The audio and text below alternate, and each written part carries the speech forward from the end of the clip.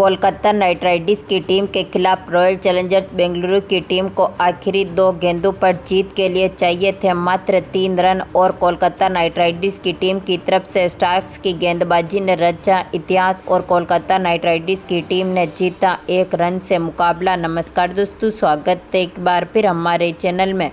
IPL 2024 के 36वें महामुकाबले में Kolkata night Riders की टीम ने रॉयल चैलेंजर्स बेंगलुरु की टीम के खिलाफ मात्र 1 रन से ऐतिहासिक जीत दर्ज करी और रॉयल चैलेंजर्स बेंगलुरु की टीम को क्वालिफाई की राह से पूरी तरह से बाहर कर दिया।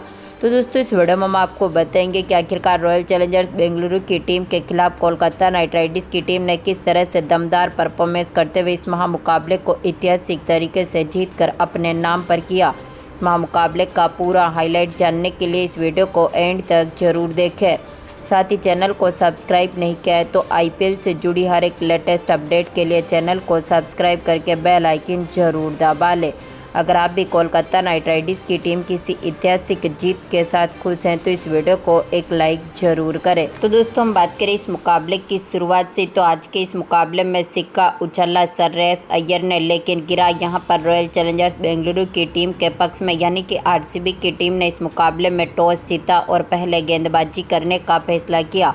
बल्लेबाजी के लिए पहले कोलकाता नाइट राइडर्स की टीम को आमंत्रित किया। इस टीम की तरफ से पारी की शुरुआत करने उतरे थे फिल साल्ट, तो उनके साथ थे सुनील नरेन। जहां पर दमदार फॉर्म में उतरे फिल साल्ट ने पहले ओवर की दूसरी बॉल पर सिराज की गेंद का शानदार आगाज किया और छक्के के साथ अपना खाता खोला। तो इसके बाद इसी ओवर की तीसरी बॉल पर इन्होंने एक बार फिर शानदार शॉट खेला।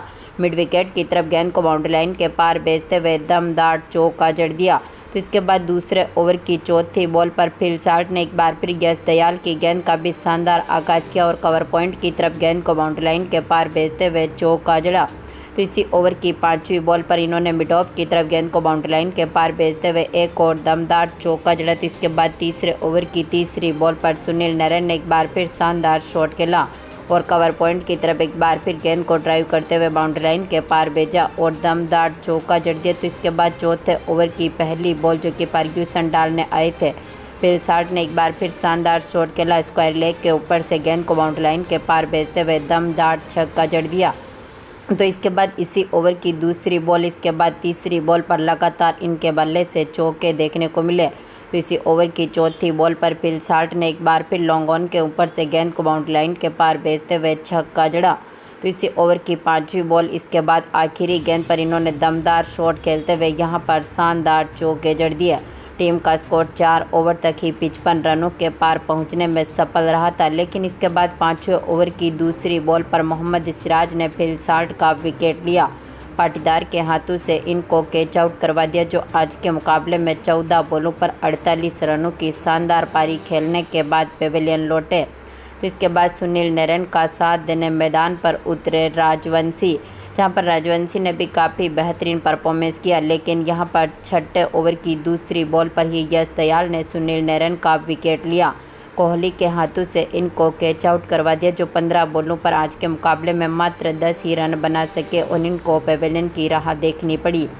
तो इसके बाद पारी को संभालने उतरे वेंकटेश अय्यर, जहां पर वेंकटेश अय्यर ने इसी ओवर की तीसरी बॉल पर मिड ऑफ की तरफ गेंद को बाउंड्री लाइन के पार भेजते हुए चौके के साथ अपना खाता खोला। तो इसी ओवर की चौथी बॉल पर इन्होंने एक और दमदार चौका जड़ दिया, लेकिन इसी ओवर की आखिरी बॉल पर यश दयाल ने राजवंशी का विकेट लिया। इनको यहां पर ग्रीन के हाथों से कैच आउट करवा दिया, जो 4 बॉलों पर 3 रन बनने के बाद पेविलियन लौटे। तो इसके बाद पारी को संभालने उतरे श्रेयस अय्यर, जहां पर दमदार फॉर्म में उतरे श्रेयस अय्यर ने भी 7वें ओवर की चौथी बॉल पर चौके के साथ अपना खाता खोला। तो इसके बाद दमदार फॉर्म में उतरे अय्यर ने 8वें ओवर की तीसरी बॉल पर दमदार शॉट खेला, एक बार फिर गेंद को बाउंड्री लाइन के पार भेजते हुए चौका जड़ा। इसी ओवर की 5वीं बॉल पर इनके बल्ले से स्क्वायर लेग के ऊपर से एक और शानदार चौका देखने को मिला था, लेकिन यहां पर 9वें ओवर की दूसरी बॉल पर कैमरून ग्रीन की गेंद का शिकार हुए वेंकटेश अय्यर, इनको यहां पर लोमलौर के हाथों से कैच आउट करवा दिया, जो 8 बॉलों पर 16 रनों की शानदार पारी खेलने के बाद पेविलियन लौटे। तो इसके बाद अय्यर का साथ देने मैदान पर उतरे रिंकू सिंह, जहां पर रिंकू सिंह ने भी 9वें ओवर की 5वीं बॉल पर चौके के साथ अपना खाता खोला। तो दमदार फॉर्म में उतरे श्रेयस अय्यर ने भी इनके साथ काफ़ी बेहतरीन परफॉर्मेंस किया। 11वें ओवर की 5वीं बॉल पर अय्यर के बल्ले से लॉन्ग ऑन के ऊपर से एक और शानदार चौका देखने को मिला था। तो इसके बाद 12वें ओवर की 5वीं बॉल पर करण की गेंद का शानदार आगाज किया रिंकू सिंह ने और लॉन्ग ऑन के ऊपर से गेंद को बाउंड्री लाइन के पार भेजा और दमदार छक्का जड़ दिया। टीम का स्कोर 12 ओवर तक 125 रनों के पार पहुंचने में सफल रहा था। तो इसके बाद 13वें ओवर की 4थी बॉल पर इसके बाद यहां पर दमदार फॉर्म में उतरे अय्यर ने भी यहां पर रिंकू सिंह के साथ काफ़ी बेहतरीन परफॉर्मेंस किया, लेकिन यहां पर 14वें ओवर की पहली बॉल पर ही फर्ग्यूसन ने रिंकू सिंह का विकेट लिया।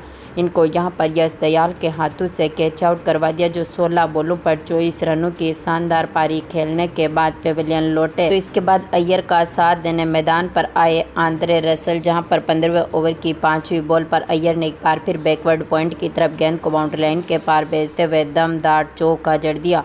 17वें ओवर की पहली बॉल पर रसले ने भी कवर पॉइंट की तरफ गेंद को बाउंड्री लाइन के पार भेजते हुए चौके के साथ अपना खाता खोला। इसके बाद 17वें ओवर की 5वीं बॉल पर श्रेयस अय्यर ने एक बार फिर शानदार शॉट खेला और लॉन्ग ऑन के ऊपर से गेंद को बाउंड्री लाइन के पार भेजते हुए छक्का जड़ा। तो इसी ओवर की आखिरी बॉल पर अय्यर के बल्ले से एक और चौका देखने को मिला, लेकिन यहां पर 18वें ओवर की दूसरी बॉल पर कैमरून ग्रीन की गेंद का शिकार हुए श्रेयस अय्यर, जहां पर अय्यर ने दमदार परफॉर्मेंस करते हुए अपना अर्धशतक भी पूरा कर लिया, लेकिन इसके बाद ग्रीन ने इनका विकेट लिया। डुप्लेसिस के हाथों से इनको कैच आउट करवा दिया, जो कि 26 बॉलों पर 50 रनों की शानदार पारी खेलने के बाद पेविलियन लौटे। आंद्रे रसल का साथ देने मैदान पर आए। इसके बाद रमनदीप, जहां पर दमदार फॉर्म में उतरे रसले ने भी 18वें ओवर की आखिरी गेंद पर शानदार शॉट खेला। मिड विकेट की तरफ गेंद को बाउंड्री लाइन के पार भेजते हुए चौका जड़ा।